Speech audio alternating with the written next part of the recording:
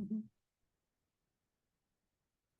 Greetings, everyone. I am here with Simon Vorster. He is one of our speakers at the upcoming Evolutionary Astrology Conference, October 3rd through the 6th. It's an online virtual conference. If you don't know about that yet, we are here to just have a conversation about outer planetary transits because, Simon, you chose to speak about Uranus and embracing change. And you know what? I'm going to tell everybody a little secret. Your first choice was Pluto, but that was already taken. Lauren Albandian will be talking about Pluto transits. And I mean, I don't know, they're pretty close to each other out there in the universe, and they do have what feels at times like similar impacts. But had you choosing Uranus as your next choice? Well, for me, I realized how much of my own Pluto transit was impacting my life and how I felt that I could take the insights and the information that I had gotten from EA and just kind of put it into a nice little teaching and say, hey, for everyone that's out there that's going through a Pluto transit, whether it be through your square to your moon, etc., here's a psychological approach that can help you and move through it with the least amount of resistance and suffering. Um, so the only difference is I just right, because that's the thing with Pluto. It knocks at your door and says, "We're going in this direction. Would you like to come along, or should I carry you out?" My great example is you're standing at the train station and the train comes by and the doors open and you're standing there holding your bags, right? All your baggage from the past. And Pluto's on the train and he just reaches out and grabs you and said, "Nope, you're leaving your baggage here," and just hucks you on the train. I mean, Yeah, that's if you're resisting the journey, right? And yeah, of course, we want to hold on to those things that are familiar to us, but Pluto doesn't usually let us, well, most of oh, the time, never do that's that. right. So when I heard that Pluto was Laura is going to be talking about it, I was like, okay, well, I'll just do the same for Uranus. I mean, to me, I Oh, love yeah. the outer planets, and at the end of the day, if you can consciously work and embrace the outer planetary experiences in your life, you will find a lot more. There's a possibility for flow. There's a possibility to actually experience the miracles of what it is that these planetary systems are actually doing. And hopefully, by the end of the transit, you don't come out feeling more cynical about your life because these transits, these outer planetary transits, I've seen the impact that it's had on people.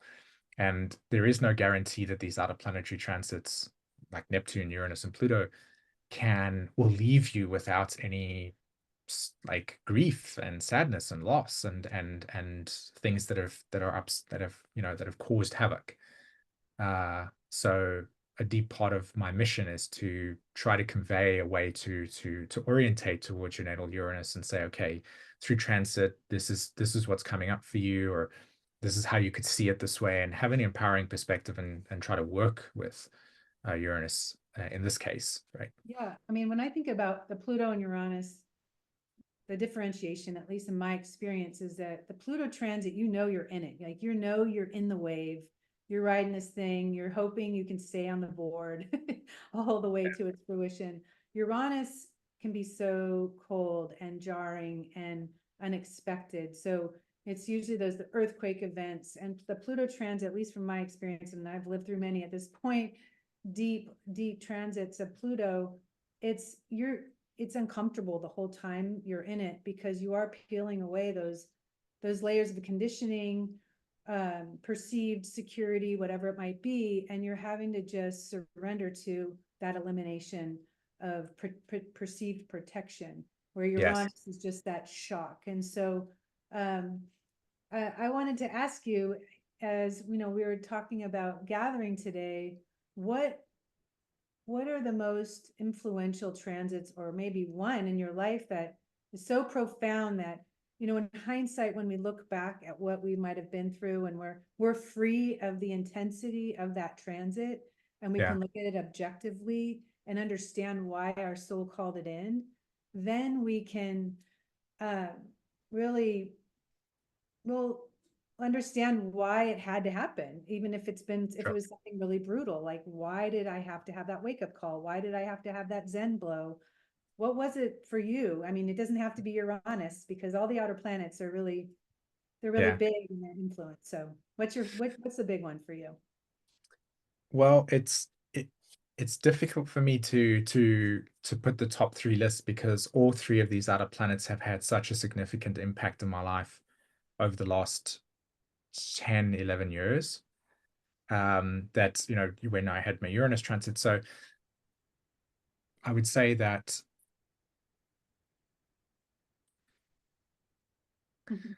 I think Pluto, I'm going to go with Pluto. Uh, Pluto has had the most significant impact in my life. The memory that I recall very distinctly was when Pluto transited my Neptune, just before it went into Capricorn. And I'd immigrated to the UK. I was kind of settling in over there, and I had these kind of grand ideas of what I wanted to do with my life. I wanted to go into some form of humanitarian sciences. I wanted to contribute to the continual development of, what humanity was doing with its things, right? Whether it be in, engineering or anything to do with sciences that I just wanted to be participating in that, in whatever field that was. And when Neptune transited my Pluto, sorry, the other way around, when Pluto transited my Neptune and then went to my 12th house, I had like a massive disillusionment. I realized that these ideals, these dreams, these hopes were way out of reach. Because where I came from in a place called Springs is a very small little city, a small little town, and the education that I had was not getting me into universities. That where people would naturally. So the order of how what I wanted to do and how you get to that place, that was not nurtured from a young age. So so that was completely absent. I was like out of my league, out of my depth completely, right? And that experience created an incredibly deep so that affected me a lot. Like I spent a good 6 years of my life completely just disassociated, and I'd lost all meaning Like because yeah, disillusionment. I mean, that's what it was. It was a deep soul ideal that obviously I carried because I have Pluto and Saturn and the Sun in the 10th. So for me, I'm naturally driven and orientated towards kind of contributing in some way to the way that society functions and structures. So, and that was what I had. And when I came in to realize how society and how natural orders take place, very Capricorn Pluto story, this disillusionment had thrown me back into my emotional world. And at the time, and I think this is the reason why it impacted me so much, and it's actually the reason why I do this work, or a big part of it, is that I didn't have anybody to help me understand the grief that came after the disillusionment. And there wasn't a support structure or context or the container that helped me kind of put this stuff together. And so for a long period of time, just drifting, Neptune, right, Yeah. was part of my life. And when eventually I had my Saturn return, I was asked by God, Goddess, whatever, to kind of say, hey, would you want to take a second chance at this thing? Which is when EA came into my life. So I project a lot of meaning into this work because part of me is driven by when people go through Neptune transits or outer planetary transits, I want to, in some way, shape, or form, provide what I felt like I didn't have at the time. And that's actually how that Pluto transits like impacted me deeply, is it drives me to want to provide some form of context or container or conceptualization or understanding or integration for those that will go through big transits like that in their life that their soul's called into, Yeah. and to kind of make sense of it so that you don't kind of have some of the regrets that I have, which is I feel like I wasted Mm. 5 years of my life that I don't know if I did I really need to, but that support structure wasn't around there. And that, I suppose that even speaks to it. So Well, Jeffrey would always say time is an illusion, and it took you as long as it needed to take you. mm, I think about big transits as well, and there was enormous transits when I got into this work as well. And I always think about the Pluto transits when I was 33 and early 30s. That led me to that Easter Sunday lecture on Saturn.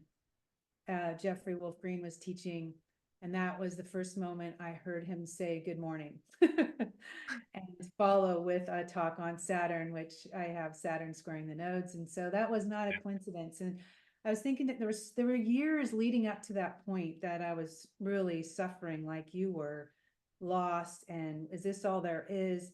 And what has helped me so much, and I want to convey this to anybody who's doing this work, is there's so much power and impact and looking back in your life and finding those transits, those big, deep, long range transits, and saying, okay, I remember this event when I was in middle school or I was 14. What was going on then? And just going back to that time and overlapping your chart, inevitably you're going to see something major on an outer planetary level. And that, because I got into EA late, I was in my early 30s and not raised with an alternative environment, that's how it proved itself to me, all these transits, these impactful transits. And one thing that I was just recently doing, because every time I think about discovering EA, discovering this work, so much led up to this moment. So when we were talking about what's the most intense transit you've had, I have to say it's kind of a three-way tie. Like, Yeah. I think Pluto, Uranus, Saturn all at once, with a little Neptune twist, we'll give that like a topper. But, it's the Saturn return that we come into. And at that time, Neptune was transiting my Mars and Venus. I Yeah. did not even realize it till I just looked like a couple days ago. And that followed with Uranus conjunct my Venus. This is all prior to meeting Jeffrey Wolf Green that sacred Sunday, when that door opened, and there was no going back. And so I realized just a few days ago, because I was so fixated on Pluto, that I had them all operating before I even got to Pluto. So it's an interesting study, and to just observe, what was leading you to that Plutonian experience, because it is this long range of, it feels like the universe has its thumb on you the whole time. You are not going to feel comfortable until you get to the bottom of why you are here on this planet, or why this suffering, or why this ending. And so I just, again, I say the three-way tie with a twist, because they were just all operating, and I hadn't realized how big that swell of energy was until, this Pluto period really maxed out in my early 30s. Yeah. So they're all operating together. They're all like part of the band, it's just. That's right. Exactly. It's a beautiful way of understanding the holisticness, that there's not just one thing that's operating individually. There's always other dimensions and other transits and other small little cycles that are contributing to the larger long range cycles. And like in your case, for instance, you were talking about Neptune on Mars, Venus. I mean, that was my late 20s. I mean, it was just like, whoa, talk about not seeing people clearly. And I have Mars and Venus in Capricorn. And so the type of people that I had been attracting into my life were very Capricornian, Saturnian. I went sure. to UCLA. I was at a mainstream college, and I had a real mainstream kind of reality going on Yeah. in every direction. I was playing competitive sports, there's boyfriends in the mix and everything else. And it was just this reality that I'd created that was just the superstructure of what, it was just temporary. It was going to be dissolved inevitably. And so, yeah, that was extremely painful. But I definitely would say that the Pluto, Uranus, Saturn, I'm going to actually share this little image I've talked about many times. I want to remind people that we're doing Pluto work, right? Simon, and Pluto is at the root. It's at the root of the root chakra, which is where the soul lives. We've got Uranus wrapped around that, which is our vibration, our soul's vibration. And then we have this Saturnian casing, this casing that protects us, like the skin and bones that hold our soul inside to protect us, is Saturn. And so look at these three planets. We got Pluto, Uranus, Saturn, all ruling the root chakra. Now, you talk about, resistance. The more you resist, the more you just get thrown into that. And it's important to understand that, we are working to wear down that outer ring, so more of our essence can be emitted, more of our signal can be sent out to the universe so we can actualize what we came here to do. And so, of course, anytime we have a Pluto transit, a Uranus transit, even Saturn can so bring you to your knees. Now in Pisces, it feels like a Saturn-Neptune thing, right? To just really, I would say, take your consciousness down to the root of the bottom of your being, the central source of who you are, and just allow yourself to feel whatever is occurring at this time. And, sometimes it is going to be a crisis, which, well, it appears as a crisis. An awakening can appear like a crisis, right? Because it's a dismantling of what is known. Exactly. And so, anyway, I just wanted to throw up this image that is it's always been so meaningful to me doing this work, when I can understand that Pluto and Uranus are really trying to help us wear down or thin down that outer ring of resistance. So our actual essence, our actual purpose, and for you, going from the scientific, or intentional humanitarian approach to life, which is so meaningful, it really is, but it was actually just a safer way of helping the world. Now you're like working with people that are so vulnerable and raw because of their experiences. You're actually able to help humanity or souls in a timeless way, right? Versus the 10th house way that you were talking about. I mean, that's what it is, and it's very clearly explained and expressed there. It is, because my Neptune is in opposition to my natal moon, exactly. So whenever Pluto was hitting my Neptune, it was also in opposition to my moon, which meant my entire identity, right? And the emotional security attached to that also was kind of thrown into the chaos dynamic. And how do you talk to people about, if you see a transit of Uranus coming towards somebody's Venus or, the moon, or it's a good conversation to have, because knowing what we know or having our eye on things every day, it's like a blessing and a curse, but it doesn't always manifest the same way for everybody. So how would you talk to somebody about an approaching Uranus transit, or Pluto for that matter? I mean, great. Absolutely. I take a little bit of a unconventional approach in some sense. I tend to be very honest about the nature of the planetary system, and I don't try to give it a. I don't try to encourage people to just give the positive side of the transit. What I'm actually interested in is asking the question, well, like we've talked about, why did the soul at this point in time have this phase of their life have this Uranus transit? And before you can even answer that question, you need to go back to the actual reason for the incarnation itself. Yeah. So you have to always start with, why am I here? Because once you ask that question and you begin to explore that and have a story that comes from it, all you see with the transit is, here's where I'm at right now on that path, and here's what the next step of my life is going to be like in order to continue that evolutionary desire. So for me, as an example, right, I have Mars and Venus at 16 degrees of Virgo. We all know that Saturn is currently at 16 degrees of Pisces. So I have Saturn in opposition to my Mars and Venus, exact. But I also have my North and South node in Sagittarius and Gemini 16 degrees. So I have essentially the skip steps. And Saturn is now activating that skip step. At the same time that I'm having an exact, I mean, Pluto is literally squaring my Mercury and my Sun. They're like direct, right? And then I actually have Neptune at 27 degrees, and my natal Neptune is at 27 degrees. So you can't make this stuff up, right? It's Well, so like let me the ask you this. precision. How are you experiencing that Saturn transit? We were just talking Right. about this a second ago, but I want to know, because Saturn can be so, the gravity of Saturn, and you talked just a bit ago about how did I waste all those years, going in a direction that never manifested in any way. And of course I shared what I shared, that time Yes. is an illusion. But how are you experiencing that now, if I can put you on the spot? Because to Yeah. have Saturn opposing a Mars and Venus, that's your relationship to everything. It's your desire nature. I mean, what is that about for you? Well, So kind of maybe just tying in how I would approach somebody with transits, and then using my own direct experience of how I would sort of console myself.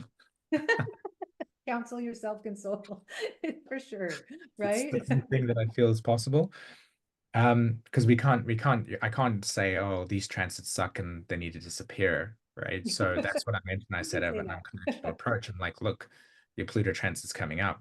This is coming up, and we tend to come into fear. So for me, I know that I understand the what the Mars Venus resolution is about, and my Saturn at the moment is giving me a lot to think about in terms of the the way that that skip step has impacted my life. So the weight of Saturn is like, okay, kiddo, you've had Uranus go over that skip step when Uranus was in Pisces. Then you had Neptune go over that over there, and now Saturn's coming along. And my relationship to Saturn said, okay, well, this is reality, right? You've gone through these things, you've got all the healing things. Now you have to embody it. So Saturn asks for consistency every day to make those Mars Venus um, aspects come into reality, so that it becomes anchored in, it becomes crystallized, and I can continue to then move forward with an integrated Mars Venus that my soul came in this lifetime to try and resolve, because it literally is. I mean, my nodes and my Mars and Venus are exact numbers. It's not like my Mars and Venus are 13 and my nodes are at 4 or whatever. It's like 16, 16, 16. So the Saturn for me is definitely asking those very, very kind of practical questions, but on an emotional level, it's asking me the question like, is this what I want to do? Is this where my time wants to be invested? What is the meaning in this? Um, and there are real life examples of this actually taking place within my life that are bringing me into exactly what you said, which was kind of debating like, where is the direction? What do I do? Um, I mean, I can elaborate a little bit further. Like when Pluto was in Capricorn, it was very clear to me that a big part of this Pluto through Capricorn transit was to understand the emotional dynamics of us as a human race, and particularly address where these emotional core wounds exist. But when Pluto went into Aquarius, I almost felt like I had lost what my role was, because it was very evident and clear that as Pluto was going into Aquarius, we were starting to move away from the reparenting dynamic and the attending to the inner child and emotional trauma work, etc. And it was a completely AI was coming in, and I felt like the Gen Z language structure is foreign. I don't know, I can't even relate to them, because it just feels like so there was it it has very much impacted my sense of where does my service, Mars and Venus and Virgo, actually have meaning and value At this time. at this time. And now I have, like, through my own personal transformation, that's been actually come internally. It hasn't actually come from external. And that's, I think, what we're pointing to is that Pluto transit on my Neptune at the time, plus what you had said about how that event has brought me to a place where the type of work that I'm doing is more sort of the inner emotional connection and soul work. And I think that the only way to solve the problem and the dilemma of what direction do I go with that Saturn on that Mars and Venus cannot come from an external stimuli. No, And it can only come from my own personal inner transformation. And that insight made me realize that if I work through my Pluto transit and I do what it is that's necessary, and I kind of just bide my time and pay attention to the things I need to grow within myself, it will naturally catapult me into the next step. absolutely. Yeah. This, So you were born with Pluto at 29 degrees of Libra. This is, we call it yeah, the aneretic degree. It's a very powerful degree. It's right before it changes signs. Pluto just backed into Capricorn until November 19th for the last yeah, time. It won't be back for almost 250 years. I mean, you've obviously been feeling this transit in a maxed out way, I'm sure, over time, in combination with everything else. Saturn, the Saturn transit that's opposing your Mars and Venus, is the ruler of Pluto and yes, Capricorn right now. So this is really impactful time right now. yeah. And I was joking with you earlier saying, when's that Uranus opposition coming for you? Because I really remember mine. It was not easy. So you're not even quite there yet, early 40s. But anyway, I think what's important to remember, when I discovered this work, I had lived through many transits I wasn't aware of because I wasn't even into astrology, but I Yeah. survived them. I moved through them. You know, I gleaned insights from them and hopefully evolved and matured as a result. And so, but it is nice to have, whether you want to call it the foreknowledge or just the awareness of what they can produce. And so being born with Pluto at the 29th degree, and we're all now moving through this at the 29th degree, how can you talk to us about what it's like to live with that Pluto at in Libra? So much of this is about the relationship dynamics in your life and being in Yes. balance and how you give, how you receive, keeping that in balance, knowing when to give and when it's too much. A Yes. big part of your journey there. So a big part of my resolution for my skip steps was, to me, I feel like I'm writing the final exam of the Pluto and Libra generation. Yeah. And I joke with myself in the sense that I'm back here because I kind of like was a little bit rebellious with my Aquarius rising and just skipped the final exam. I was like, nah, I've got it. Like all confidence and all sort of like, I got this thing. And then the universe went, sorry, kiddo, but actually there's no, you can't just like pretend that it doesn't exist. So here you come, back here.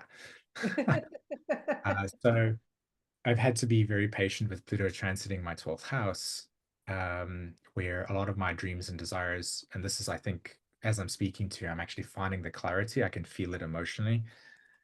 But I think that the dreams that I had when Pluto conjuncted my Neptune, I was not ready yet emotionally to actually do that. Because the thing that I needed to grow within myself, I know for a fact I wouldn't have been, I didn't have it. So it's almost like it was on pause until I write this final exam, and then I can take that kind of like mark or that sense of emotional growth and then apply it in the next step.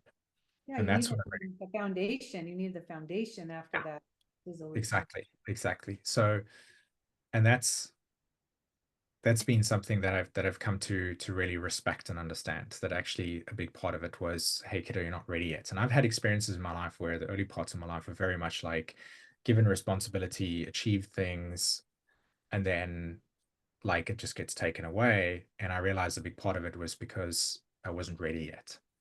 So that's that Pluto 29 degree, right? It's like it's that moment where I'm ready to take that thing on to achieve that thing. And then the soul's like, yeah, but you've got to go through a couple of exercises first or training regimes first before you're capable of holding that. At least that's how I'm kind of feeling it with inside of myself. So what is it like to live with Pluto 29 degrees?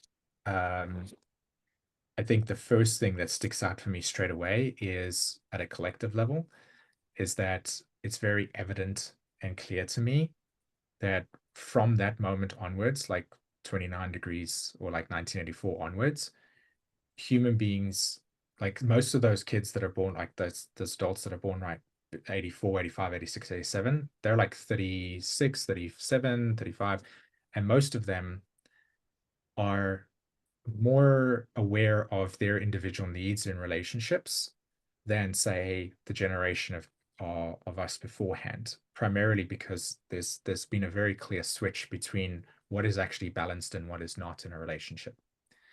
And I think that Pluto through Capricorn squaring all of the Pluto and Libra generation planets had brought up where they needed to find their own sort of imbalance within themselves about how they were raised and what family models that they had seen. So you'll see a lot of Pluto Libras will struggle with the dilemma of mom didn't acknowledge their feelings and dad wasn't around. And so when they get into relationships, they're stuck in this dilemma of don't know how to meet their needs because they weren't shown how to do that. And then they also feel the lack of accountability in relationships. And so these dilemmas play out in their early 30s and 40s. And I've seen them, the ones that I've worked with consciously, have to reframe what it means to be balanced in a relationship. And I'll end off with this.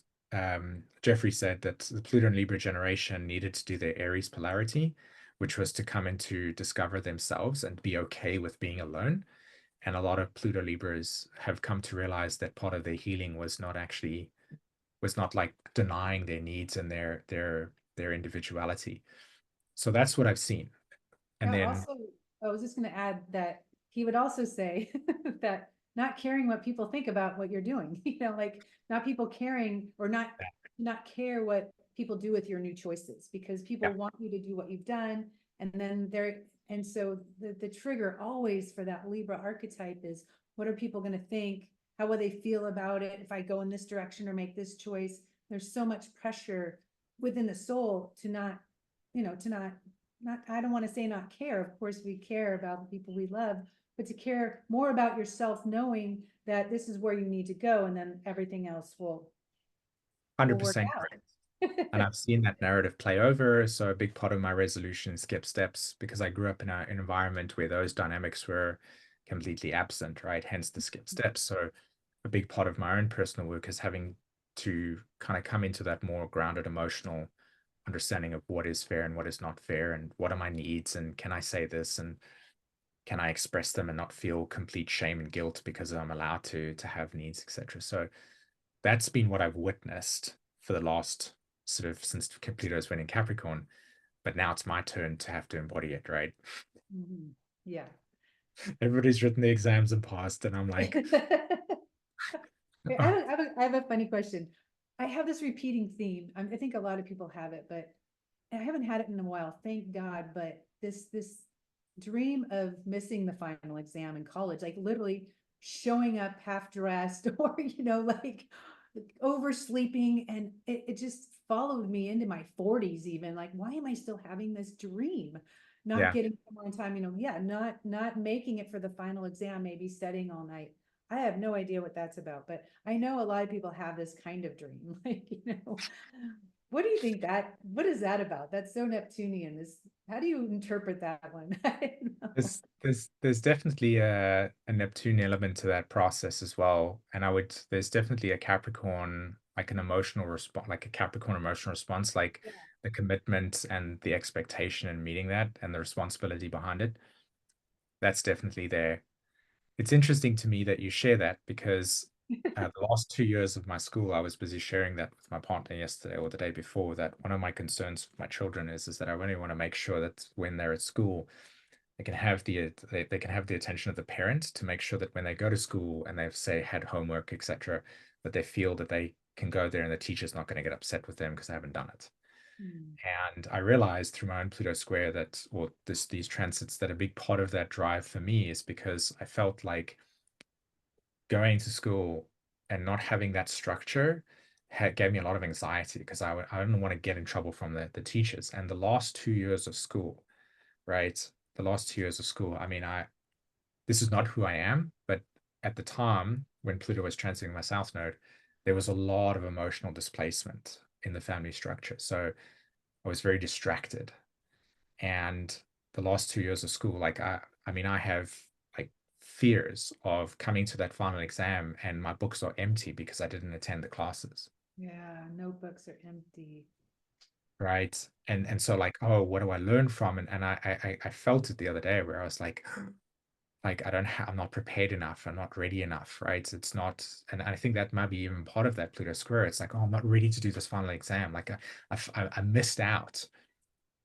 So I think it's, it's a Saturn opposing your Mars and Venus in Virgo. yes, I am not ready. And there's yes, this fear of getting in trouble, or fear of not passing the test, or fear of not doing exactly. enough. And I think with these big transits, I mean, it is all purely emotion. It's all the growth, it's all internal. There's nothing for us to do out there. Everything that we do in here, it has to start in here for anything to out there to manifest, because like this image on the screen, it's all a vibrational match. And so as we cling, we're fearful, then we're not allowing ourselves to manifest what we want. We want to open the energy field. Surrender is Neptune. And I want to remind you and everybody else that currently Neptune is at 29, Pisces sextiling Pluto at 29 Capricorn. For all of us, it's forming a sextile. And the image I get, and I know Jeffrey wrote about this at one point, I don't remember if it's in the Neptune book or where, maybe you can help me, but the reference is where if you think of the sea as Neptune, right? This limitless, timeless, seamless, eternal energy, and we are like little bubbles in the sea bouncing around. We have structure around our bubble to keep us contained within the sea, and the sense of separateness, it reminds me of something carbonated coming to the surface. So Yeah. he talks about the bubble at the bottom of the sea, kind of rising up through our consciousness, and then it surfaces and it can pop, when it reaches the Yeah. surface. But the rising to the surface, and then realizing what is now becoming clear with Pluto sextiling your Neptune, there's something that through this transit, the things that were so foggy and uncertain, and maybe this inner feeling of being lost and not clear about the way forward, through this transit, there can be a rising to the surface and an awareness that you haven't had before. And hopefully it represents a rising within you and a rising within the world, and something that you can look back and say, wow, that's a turn I'm going to be proud of making. Yeah. Absolutely. I mean, for me personally, like as soon as this Pluto finishes the square, it goes onto my ascendant and then into my first house, and then it's done. And What degree is your ascendant? pardon, What degree is your ascendant? 4 degrees of Aquarius. Oh, wow, So, that's coming. Yeah, that's coming. right. And what was it? Where Pluto, when I was born, Pluto's at 29 degrees of Libra, and so it hit my sun sign as it progressed, like to 2 degrees of Scorpio, then it hit Saturn, then it hit my Uranus, then my South Node, then Jupiter, then Neptune, and then it's going to finish out in the 12th house and then come into the first. And I think that I'm kind of, I know that looking back at those transits, I've seen the story play out, and I can also see that each of those stories and each of those activations are aspects of what the lessons are that I needed to go through in order to come to that point where Pluto enters my first house and says, okay, kiddo, let's go. Let's do it. Yeah, Let's it's go do go that time. thing. You Right. may not even recognize yourself, Simon. No, it feels like that is happening. Yeah, and I think, this is why the Pluto transits are so slow. 2 steps forward, 1 step back, with Capricorn coming into Aquarius. As a collective, we're all going to need to bend and to break free into new territory or break new ground, to objectify things more than or to try new things, to come in through the side door, to allow ourselves to be free of the old ways, because we really do need to move forward in a new way. For all of us, we need that. Yeah. And So that, ultimately, yeah, go ahead. no, I was just going to say, I wanted to touch on what I've realized today in the new moon video that I did, that Chiron was actually squaring Pluto. Mm, And to me, that was a very profound insight. That was exactly what you were saying, right? There's this kind of a collective necessity for us to move beyond the wounds of the past. And part of that will require a very an Aquarius type of perspective. It's not going yes. to be easy, but it is a task that if we take on, I think there's, yeah, like you were saying. Yeah, I mean, I want to remind people again of the fact that not all these transits are going to mean the same thing for everyone. Exactly. And I have a memory of working with a client who had Pluto transiting her Mars, and she woke up one day and her partner had passed next to her, and she was, he was in his 50s, early 50s, and I had that same transit approaching my Mars. So you can imagine, as an astrologer, I'm thinking, oh my God, like, is this going to happen to me? Not knowing what with Pluto or Uranus, we don't know what's in store. And I even had Mars in my house I have it in my house of relationships. So I'm like, something's going to end. Somebody's going to die. Like, and as much as I want to just surrender to what has to be or it needs to be, it was always in the back of my mind.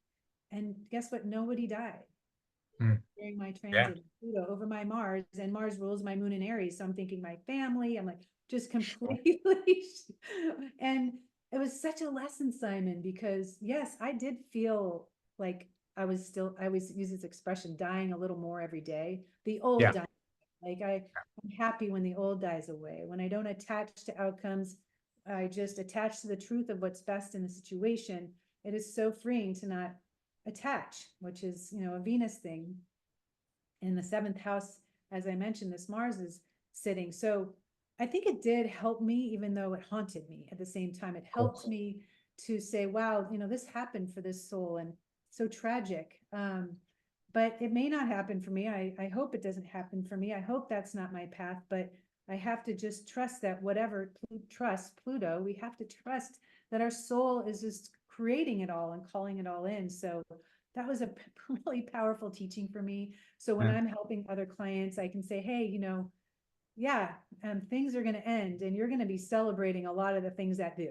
You're going to be feeling more empowered because you're leaving what you've collected or what has weighed you down. You're going to feel lighter because of it on the other side. While you're in it, it may not feel so good. Usually it doesn't. So that was really important for me to go through. Yeah.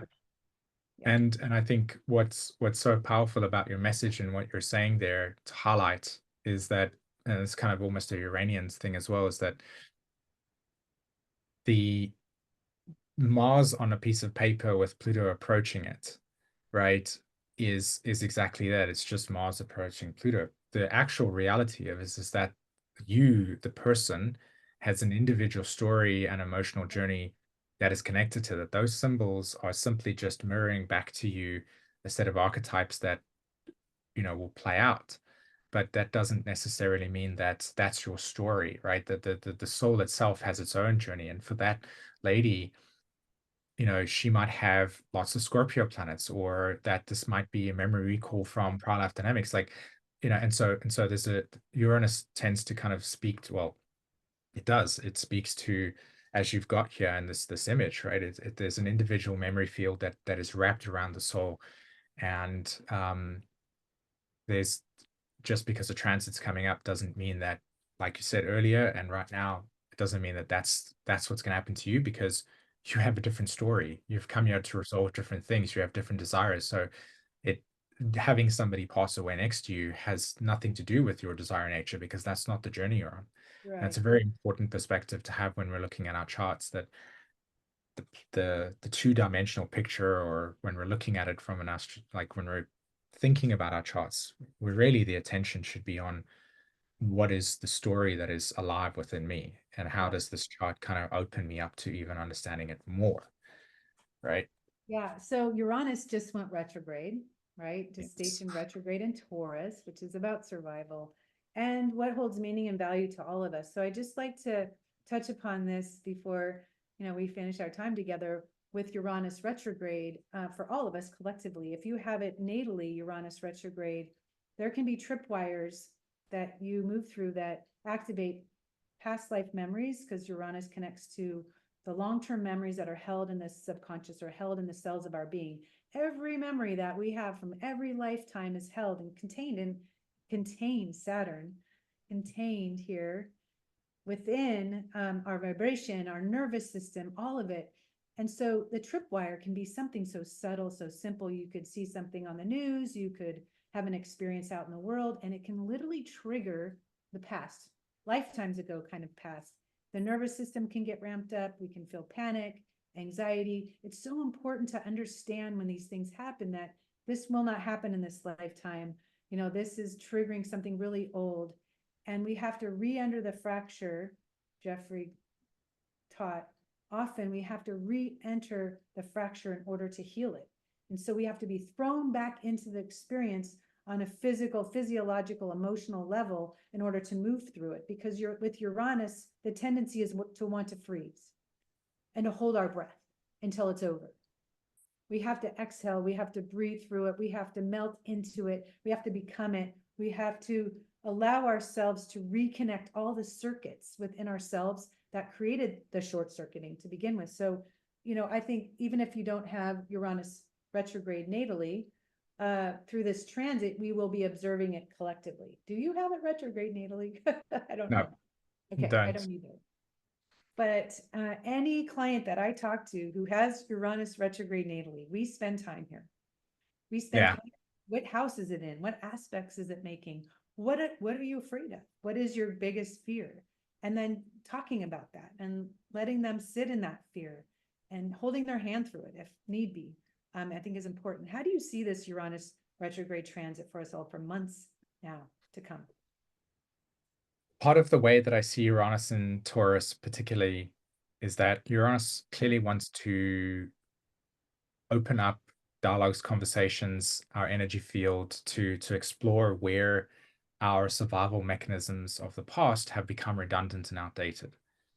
And so a part of, I think, seeing Uranus and Taurus retrograde is the sort of consensus public sector industries that are very much about what climate change is or energy grids, etc. I think it's gonna impact it quite a lot because we're gonna sort of Uranus is gonna bring information to us that we may have not understood over the last couple of months that it's been there. So the continuous work around humanity trying to find more efficient and better ways of understanding energy distribution and how that works, I think Uranus retrograde is going to impact that a lot. And I think there will be some changes coming along with that.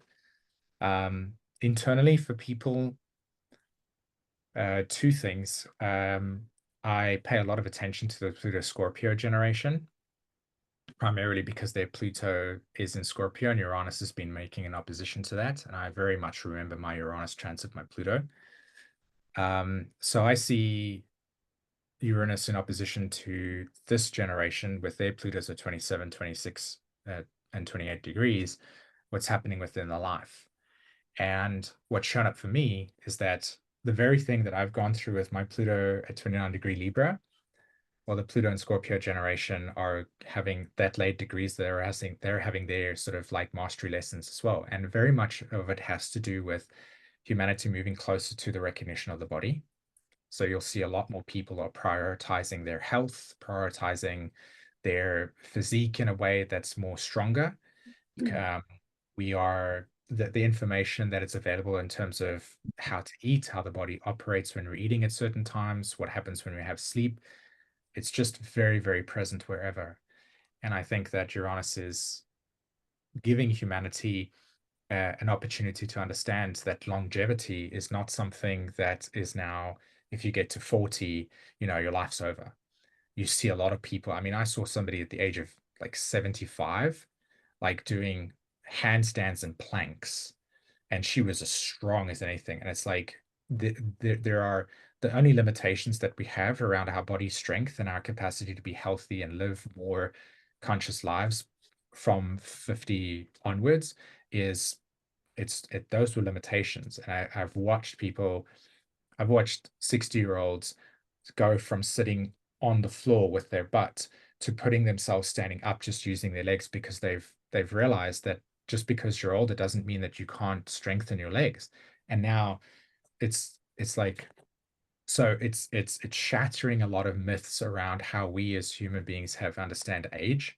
That's what I've seen, and that's what I will continue to get. Like, we're just seeing the kind of maturation of us making so advancements. I mean, there's one dude that's like 44 years old, for instance. He looks 19 because people are cutting out alcohol. They're choosing to prioritize their sleep. They're realizing this. It's like we're prioritizing the temple of the body as and healing that, rather than the kind of disassociation and that we've had from the body because of the past and how we've not understood it and prioritized it. So It's like putting yeah, a new light bulb into a light, we're rejuvenating everything. right. And it really can bring about such an accelerated experience of youth, even.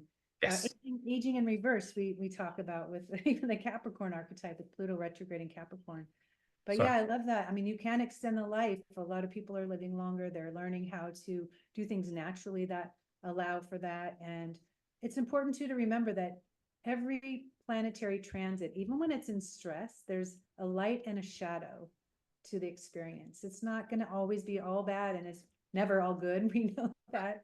Um, but yeah, just to understand that there are real benefits to a Saturn transit, for example, that you're going through, addressing those skip steps, that sustained focus to recreate the structure or to bring it down to the foundation, to rebuild at this point in time because of where you are in time.